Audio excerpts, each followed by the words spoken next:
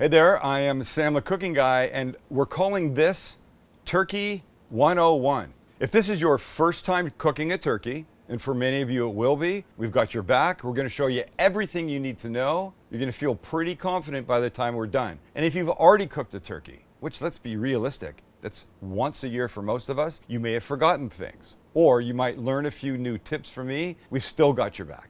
You're going to learn how to defrost properly. And don't laugh, because a lot of people get that part wrong. You're going to learn how to spatchcock a turkey, which will change the turkey playing field significantly for you. You're going to learn how to brine a turkey, maybe the most important part of this entire process. And then we're going to show you how to cook a turkey in the oven, in the smoker, and in the deep fryer. And after cooking your turkey, we're going to show you how to carve a turkey.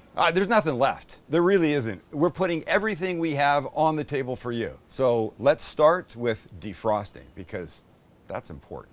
Imagine this to be your basic frozen turkey. It's like a rock. And when I tell you there's only 2 ways to defrost this, you need to believe me, because you cannot defrost it in the microwave. You cannot leave it on the counter, and you cannot defrost it in warm water. Your options are cold water defrosting or refrigerator defrosting. Let's do refrigerator first, because in the refrigerator, a frozen turkey will defrost at the rate of 4 pounds per day. That means a 12-pound turkey is going to take 3 days to defrost. It's a long time. If you don't have that much time, you have the cold water option.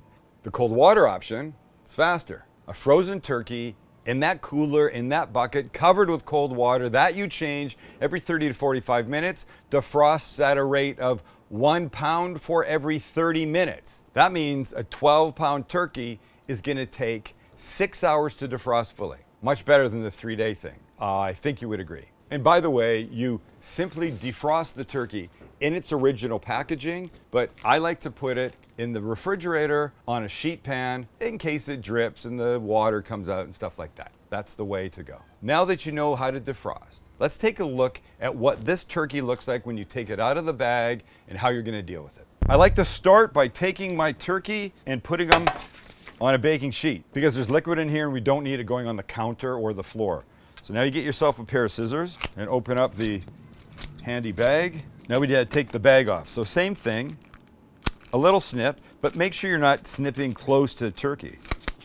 And we open them up. Now, the liquid, if you take the turkey out the right way, the liquid will stay mostly in this bag. And then you can take him out and be very careful with the liquid. Lift this up, turkey's there, liquid's gone. Still have a few more things before we really get going.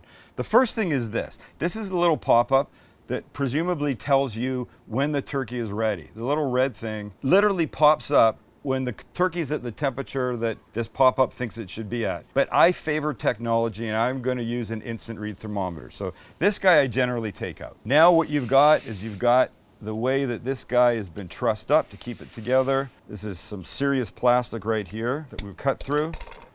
This little plastic cage. You've got to get them out. And by the way, if you're squeamish about raw meat and stuff, this is maybe not your time to be watching, but just a little quick turn inside here and pull, and out comes your guy. Throw this away. Now you've got all sorts of extra liquid in here. And look who came out. The turkey's neck, out of the big cavity. The neck, while kind of icky looking, you might look at this and go, ooh, this will help make your gravy, a stock, a broth, outstanding. So we set this to the side, and just let me get rid of some of this liquid to make it not so horrifying to look at. All right, that's a little better. So from this end, we've taken out the neck, but now from this end, there's another surprise. Lift up this skin, you feel for a little bag. This is the bag of giblets, and that's how it's pronounced. Not giblets, it's giblets, and in here would be liver, would be gizzard, would be heart. Once again, this will flavor up anything if you're inclined to use it. If not, you can just get rid of it. Once everything's out of the turkey, our next step will be spatchcocking. Spatchcocking, this crazy word, is simply the removal of the backbone in a turkey or a chicken that lets you then open it up like a book. It lays flat when it cooks, and it cooks evenly, and it cooks faster. It's like the greatest thing ever. Let me show you how to do this. I'm going to begin by putting down a couple paper towels, then taking the turkey and putting him breast side down, just like that. Here's what I do. I start by removing this crazy piece back here. It's often referred to as the parson's nose, sometimes called the Pope's nose. There's cartilage, there's a little bit of meat in here, but it's kind of weird and it hangs there in an odd way. It's the tailbone. I don't like it. I remove it. So here is the backbone of the turkey. Same spot here is. It should be easy to find. Again, this is the back. The breasts are face down right now. So now what I'm going to do is I'm going to take a pair of good kitchen shears and I'm going to cut on either side of this backbone. So now this part you're going to hear crunching because you're cutting through bone. You're going to cut all the way up this side, then cut all the way down that side. Your other option, should you find this doesn't work for you, is to use a small serrated knife like this. I'll continue here and here. We'll make this quick because I know not everybody likes this part. We're free. Ladies and gentlemen, a backbone. I know it's a bit graphic, but once again, this is going to help make a stock, a soup, a gravy outstanding. But let's look at what we've got. We've got a bunch of liquid in here that I want to get rid of. Now, right here, up by the wings, this little middle section, I'm going to take this little knife and make a little cut. And this is going to help open this guy up. So we turn him over, and now we want to open him up like a book. You start to spread here.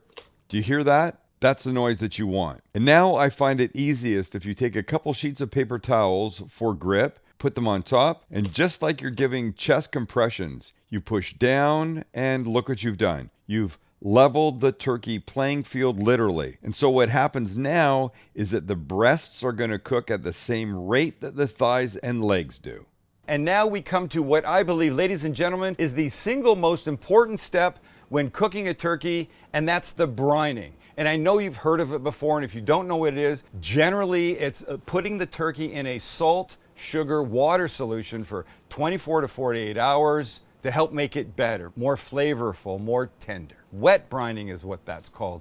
And it's a huge pain. You have to boil water and put the salt and sugar in until it dissolves, and then let it cool down, and then find a big vessel and put the turkey in it, and then find that big vessel space in your fridge. And I don't know how you're going to do that, but I don't want you to do that. You don't need to do that because we're dry brining. Dry brining is just putting kosher salt on the turkey, and it does all the same things, but not in a messy way. Let me show you how this works out. You're going to like it. It's very simple. Alrighty, here's our friend. Dried, he's upside down on a rack on a sheet pan. Here's what we're going to do. We're going to take kosher salt, not table salt, kosher salt. No additives, no nothing.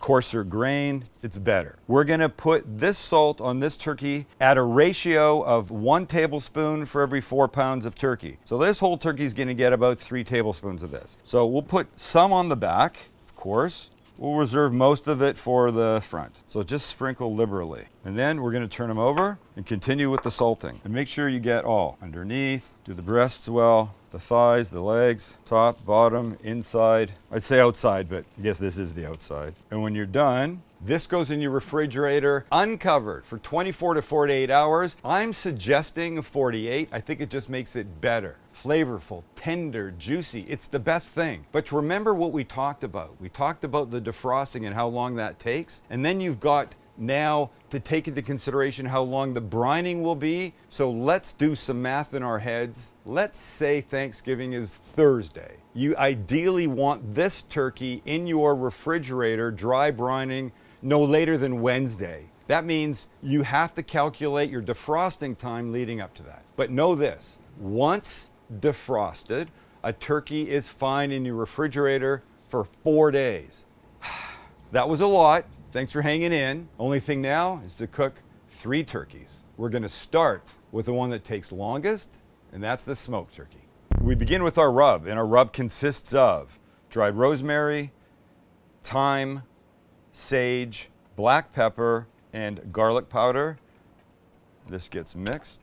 Time for the turkey. And here's our guy, beautifully brined and ready to go. They don't look that pretty, of course, but here's how I want to start. We're going to put oil on both sides, but we flip first. One quick dry here. I have a brush and I have a little neutral oil. Neutral oil is not flavored oil. It's not extra virgin olive oil. Could be vegetable, could be canola, could be avocado. Save the expensive olive oil for other times. So when you get a nice little coating on here, we take our seasoning. We go light on this side, we'll do more on the other side. But we definitely want to add some flavor here. And now we'll flip them back over, like that. The oil comes back and on we go. Now, lift, get underneath. Suppose this would be the armpit. Underneath, here, here, here, and of course the breast. And when the oil's on, back with the seasoning to cover. Do a nice job. Respect the turkey. You want him working on your behalf, or her. I don't actually know. Beautiful, beautiful. When you feel good about your work here, only one thing to do. Take them over to the smoker. And here we are. 2 hands. Don't want to drop them. Over, over, over.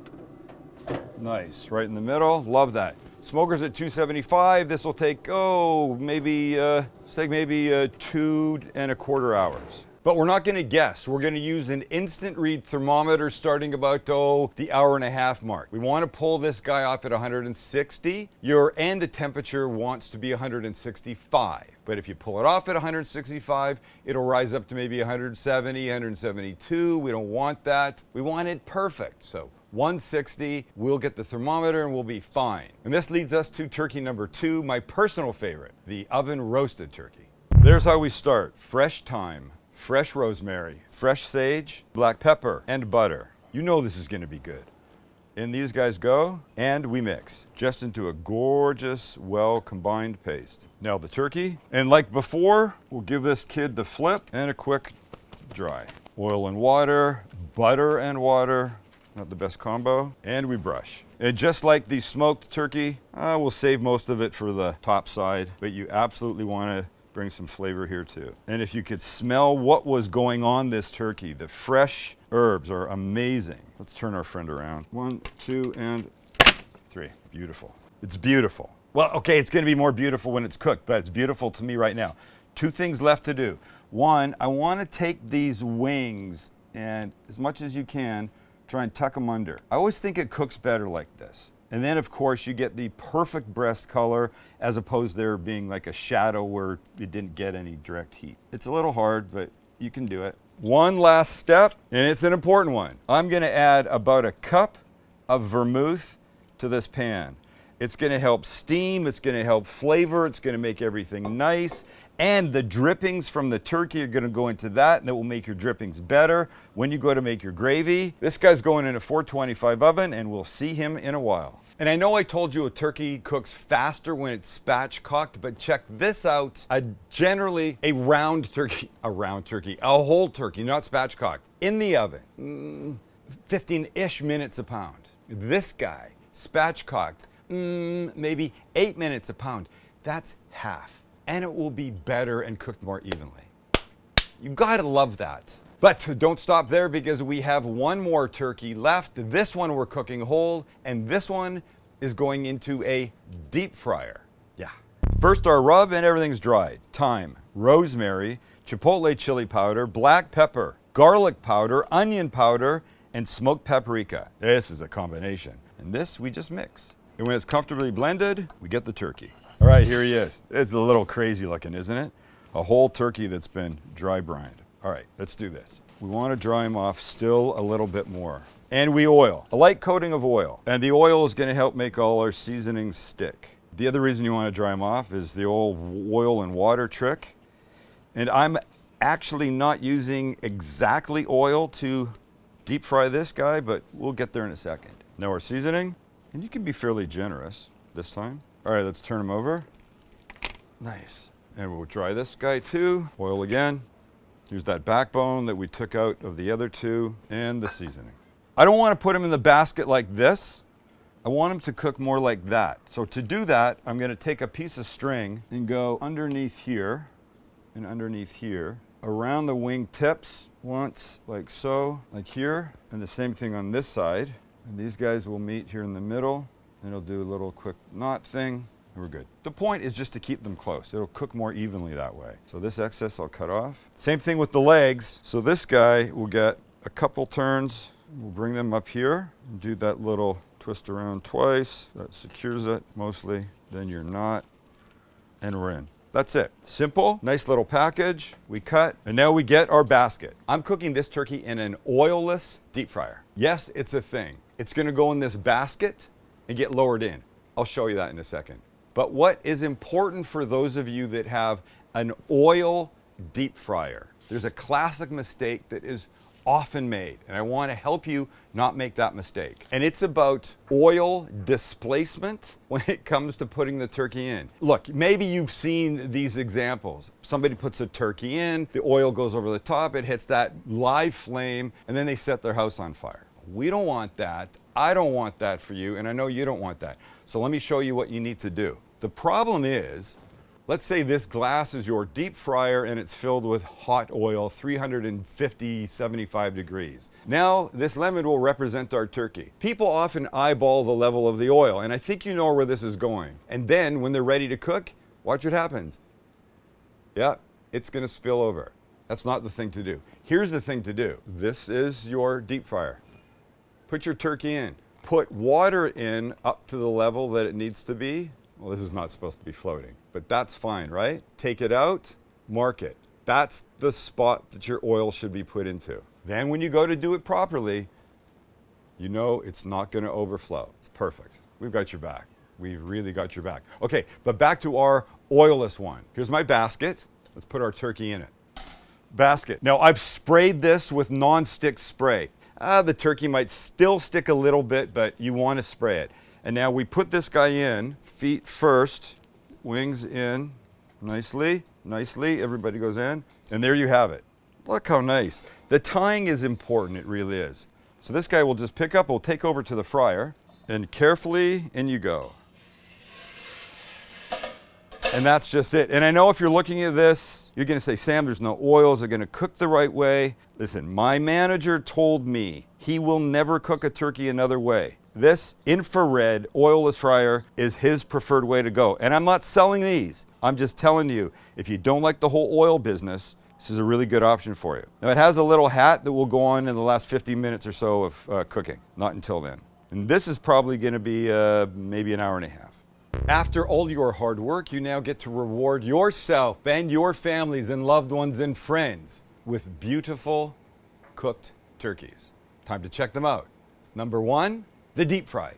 And we lift. Wow, hello, handsome. Let's go check you out. And here we are. The goal now is try and get this little fellow out. Come on, bud. Look at all the juice in here. Watch this. And now we'll take our buddy here and put him right on there. Oh, come on. Come on, come on, come on. Everybody come on. So the proper move would be to, cut this string, separate these guys. You got legs, and let it rest for a little bit, but I can't. So I'm just gonna come right in here. And look, can you see how nice this is? Oh, come on. Juicy turkey. Crispy skin. That's what this oilless deep fryer does, to get you this nice skin. That's what a oil fryer does, get you that nice skin. The seasoning on this is fantastic. Happy Thanksgiving to me. But wait, don't stop there. We have another one. And number two, the smoked. Look at this. I still hear sizzling. I hear sizzling and grinding from some contractors. Wow, that could not be any prettier, could it? So let's take them off. Big spatula under here. I've got a cutting board. Nobody fall apart on me now. Come on, guys. Come on, buddy. Come on. Work with me. Hello, hello, hello from, oh, there you go, there you go. Ladies and gentlemen, turkey success. Well, let's go find out. Look at it, come on.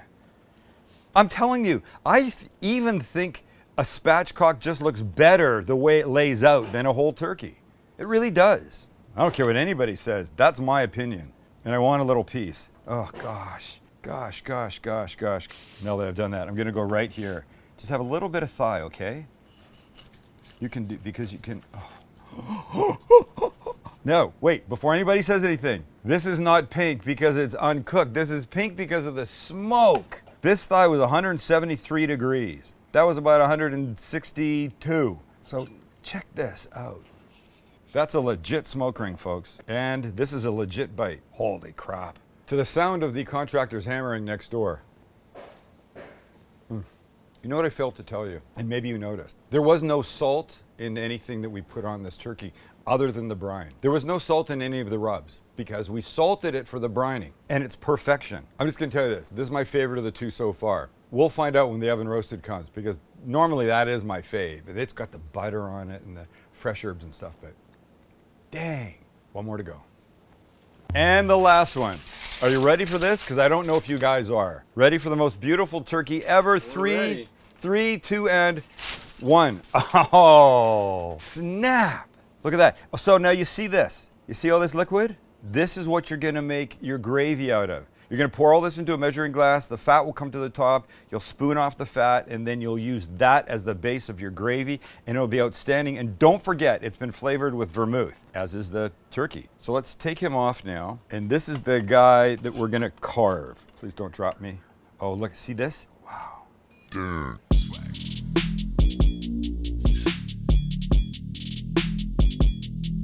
I'm gloved up and I'm ready to carve. Carving is very simple. And a couple things you need to know. For me to do this though, I'm gonna turn them around because it works better on this direction for me. I'll start by taking off the leg thigh section. That's easy. Just follow this little line right here, right? See this? Fantastic. See that? That came off just like that because it's tender, it's cooked perfect. And now you wanna separate the thigh from the leg, and it's almost the same thing. You go down here, and then you can take the thigh and the leg, snap, right there, and here's your cut. So let's just start to put these guys out here. So if you want to cut the thigh, which I know some people like to do, you come down like this, make one little cut. Again, it's a little ball socket that you're looking for that separates nicely. So we'll put this here. Now let me show you what I like to do with the wings. These, you literally can start to twist. Wait for that little snap right there, and then you come in with your knife and look for the little joint and twist and separate. There you go. So what you've got basically is a giant drummy and a flat, just like if you were having chicken wings. Give that to somebody that's standing staring at you, dying for something to eat. You can go down here with this one. And this meat right here, you know what this is perfect for? A bite. And this is for this. The butter, the fresh herbs. It is absolutely my favorite way to cook a turkey. I'll get the other wing off, and then I'm gonna show you the breast because that's important, and you're gonna like the way I do it. Here's the move. Breastbone down the middle, just on this side of it. You come down, come around underneath. We follow it, we follow, we follow, we follow, we come back, and then where we went in here, we come down here, and if you've been a good kid, the breast comes off whole like that. And then what I like to do is this. Cut in beautiful pieces. You know, the skin's gonna want to move around, so be gentle with it, take your time. And then this whole thing just gets picked up, set on your board. Pretty, pretty, pretty. And then you would do the same with the other breast. There's really not anything else we could show you other than how to eat it, and I think that should be pretty obvious. We've taken you from a solid frozen turkey to this, to gorgeous oven roasted, gorgeous smoked, and gorgeous deep fried turkey. I want you to remember something. If this is your first time, a turkey is just a big chicken. It really is. If you can cook a chicken, you can cook a turkey. If you can't cook a chicken, you should know how to do that. And if Thanksgiving's coming up, start with the turkey. You have to start sometime. Am I right? I think I'm right. Thanks for hanging out with us. You can do this. I want you to do this.